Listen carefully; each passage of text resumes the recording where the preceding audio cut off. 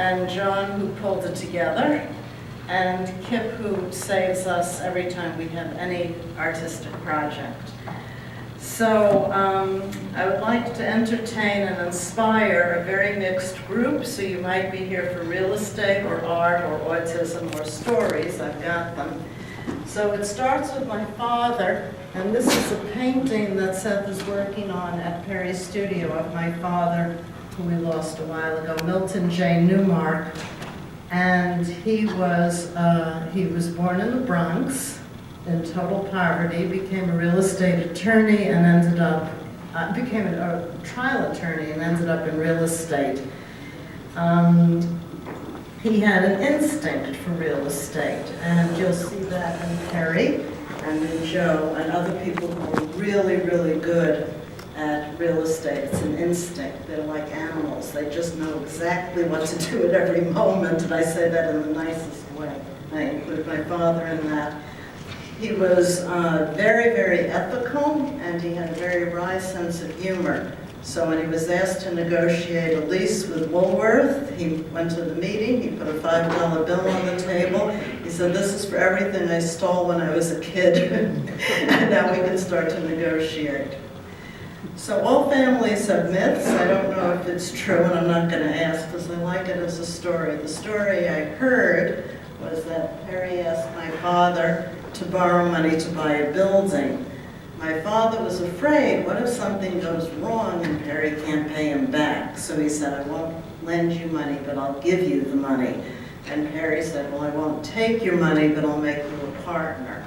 And my father thought, "Oh, well, you know, half of nothing could be nothing, but who knows, maybe he really can do it." And Perry did it. He did it in spades, and I sort of live on that investment at this time in my life. So it was certainly worth doing. Everyone's life is a struggle. Seth was diagnosed with autism before he was 2. He had an IQ of 148, and he doesn't speak much, and he was ignored by everybody. At 18, he had a 3-day formal evaluation recommending a career in dry mopping. He should be a janitor. I said, "I will die first, and he will play Nintendo his entire life." At 20, he took his first art class. At 23, he was on the Today Show as an artist. So never give up, and you have no idea what's going to happen. Now he is 31. He has exhibited in Galapagos, the National Gallery of the Cayman Islands, Kiev, and the United Nations. In 2007, Perry told me that I should have Seth start working with Kip, and I thought, Kip's never going to take Seth, this will never happen. These are the paintings that are in Perry's 148 East 24th Street that Seth did in Kip's studio.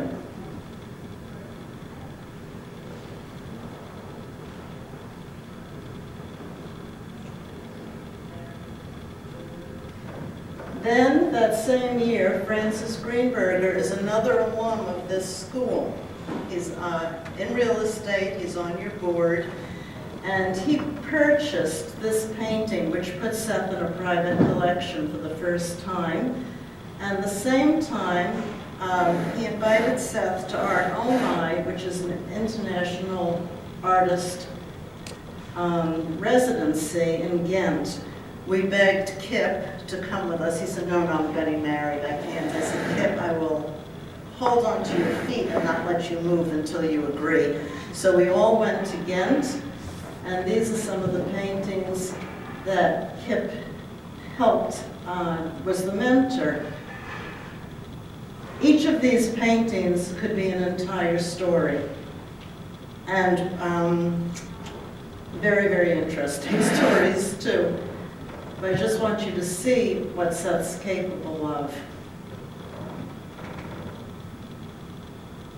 The next thing that happened was Seth was invited to the exhibit in the Time Equities building at 55 Fifth Avenue in the lobby. And this is 11 feet high, 24 feet wide. It is 104 small paintings. Kip and his studio did all the engineering. This is how it looks on site. This is, just to give you a sense of how detailed it is on the scale. For the art people, that's Seymour Chwast, who's a distant relative and a very prominent artist.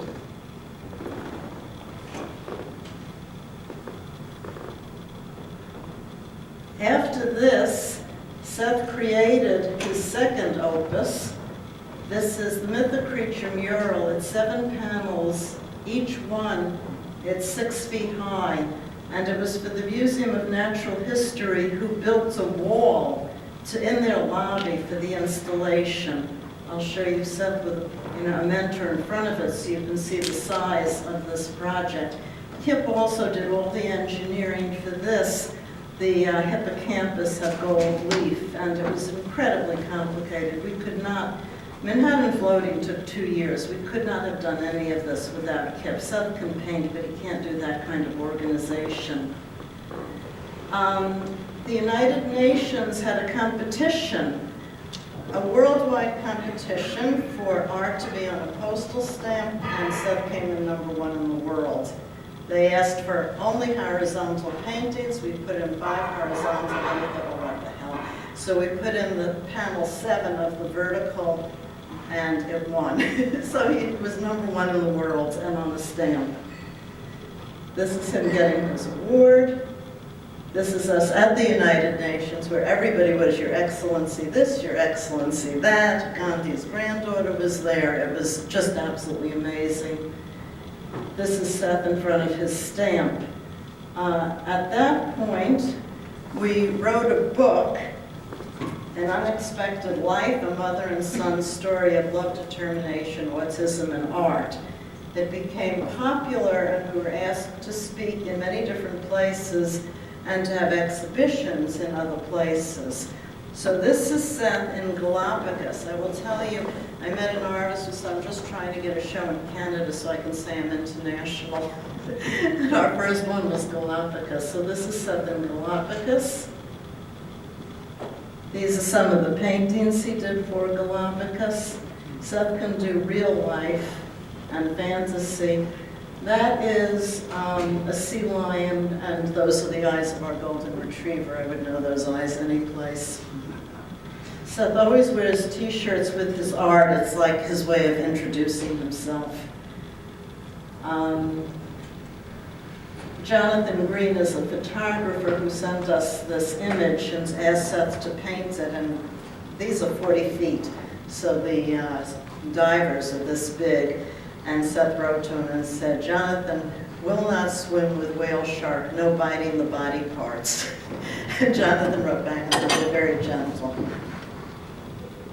Then we were invited to the National Gallery of the Cayman Islands, and we sort of since then have moved in. We spent the winter there ever since because they love Seth, and he's like an artist in residence for them.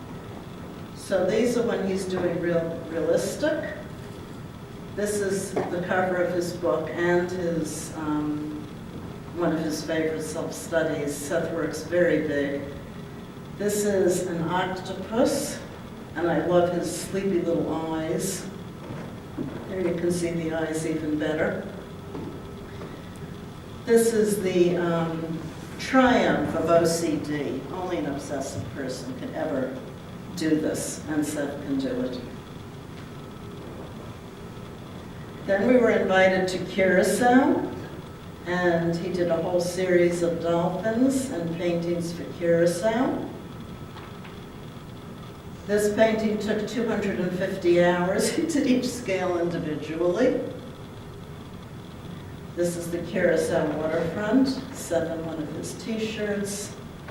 And then he was invited, and this one we did not go to. This is the only opening we didn't go to because it was a group show and it was last minute. The Museum of Modern Art of the Ukraine in Kiev. And there are 2 of Seth's self-studies, and you can see the scale, how large they are. Seth has touched the heart of many people. And people fall in love with him. This is Gordon Clapp, everyone's favorite detective from NYPD Blues, the one who was in love with the Ditzy Blonde. So that's Gordon Clapp. He sends us tickets whenever he opens on Broadway and has dinner with us. This is Seth with Michael Simon, the chef, who, whenever he does a chef's gala, Seth gives him a silk screen, and we're starting to work on a book where he'll do a cookbook where he'll do the introduction.